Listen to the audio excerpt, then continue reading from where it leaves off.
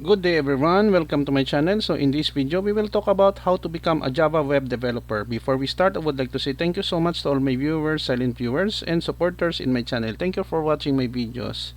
If you are new with my channel and then you like this video, please hit the like button. Don't forget to share and please support my channel guys if you are new by clicking the subscribe button. So let's begin. How to become a Java web developer. Becoming a Java web developer requires a combination of technical skills, practical experience, and continuous learning. Here a step-by-step guide to help you on your journey. Number 1. Learn the fundamentals of Java. Starting by familiarizing yourself with the basics of Java programming language, learn about variables, data types, control structures, object-oriented programming or OOP concepts, and other core Java features. Online tutorials, textbooks, and Java programming courses can help you grasp the fundamentals. Number 2, understand web development concepts. Get a good understanding of web development principles including HTTP, client-server architecture, HTML, CSS, and JavaScript. These technologies are fundamental to building web applications, and a strong grasp of web development concepts will serve as a solid foundation for Java web development. Number 3, study Java web technologies. Java offers several technologies and frameworks specifically designed for web development. Some of the essential ones include Java servlets. Servlets are Java classes that handle requests and responses for web applications.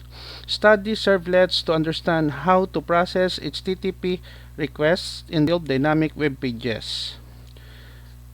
Java Server Pages or JSP. JSP is a technology that allows the creation of dynamic web content using Java.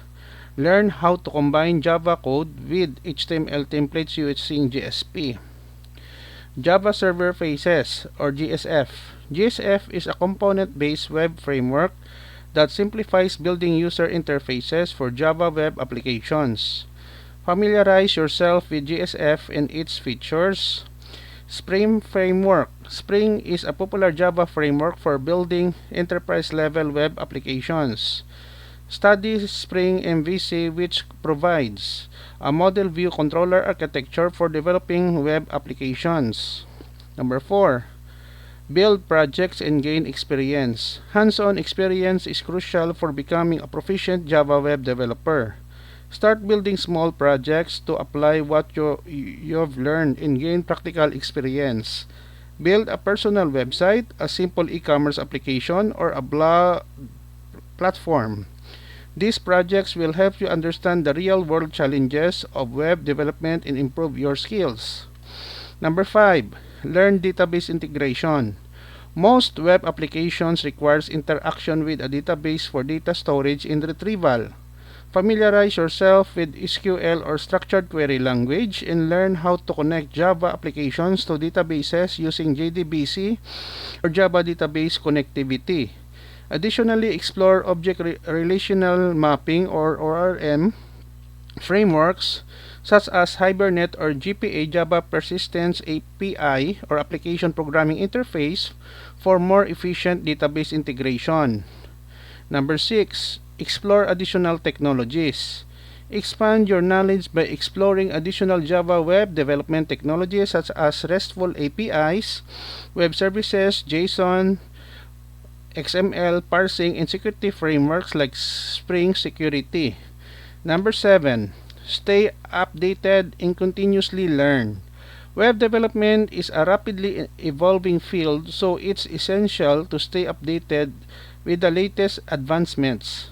Follow blogs, participate in online forums, join developer communities, and read industry-related news to keep up with the emerging trends and best practices. Number 8. Build a portfolio. As you gain more experience in complete projects, create a portfolio showcasing your work.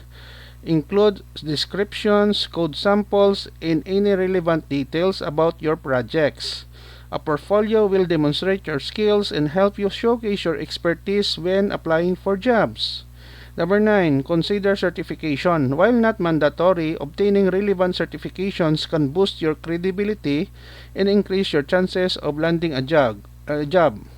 Look for Java certifications offered by Oracle, such as the Oracle Certified Professional or OCP, Java SE Programmer, or the Oracle Certified Expert or OCE, Java EE Web Component Developer. Number 10. Apply for jobs in internships. Start searching for job opportunities or internships in Java web development. Update your resume, tailor it to highlight your relevant skills and projects, and apply to companies or organizations that align with your career goals. Networking and attending industry events can also help you connect with potential employers. Remember that becoming a skilled Java web developer takes time and practice. Focus on building a strong foundation. Gaining hands-on experience will also beneficial to become a successful Java web developer. Okay guys, so this is the end of my report on how to become a Java web developer. Thank you so much for watching. I hope that you have learned something new in this video. Don't forget to like, share, and please support my channel guys if you are new by clicking the subscribe button. See you in the next video tutorial guys. This is your friend Jake saying bye bye for now.